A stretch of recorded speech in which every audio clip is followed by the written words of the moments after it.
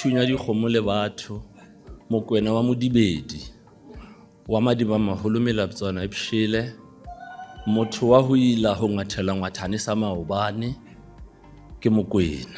The book launch today was probably one of the most meaningful events that I've ever attended.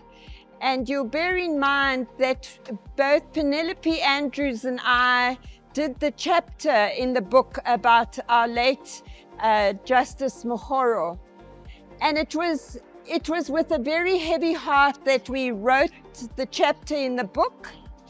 And I think tonight has reflected a deep understanding of her work and a deep appreciation of her work. I think this book is very, very important. It's important in South Africa, it's important on the continent, and I think it's important in the world. It's important to tell the stories of women, and particularly women. I think most of us and women who become judges have come from difficult circumstances.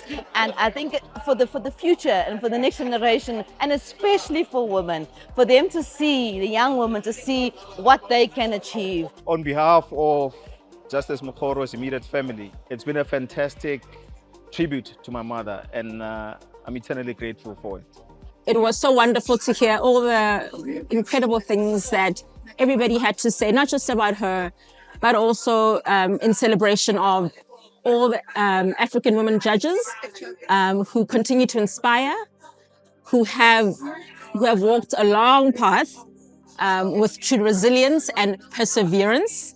We salute them, we celebrate them, not just today, but may we do so always. She retained Ubuntu.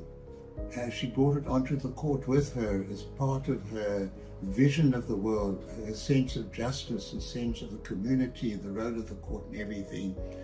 And the very first case on capital punishment, and she was against capital punishment because it violated the profound notion of human interdependence, that you don't kill another person cold-bloodedly. It violated the whole concept of Ubuntu.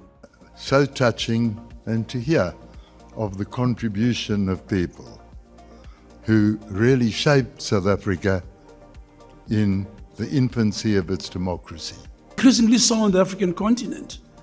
It's something that we ought to celebrate, and the book does that, to alert us to it and say, actually women have a space.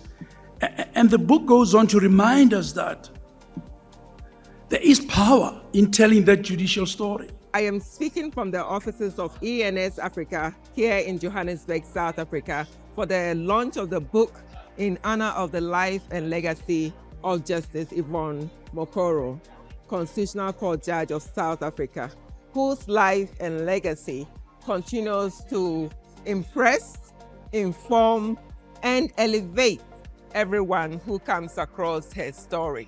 Thank you for being a part of IWO. We welcome new partners, and we look forward to continuing to support women in law.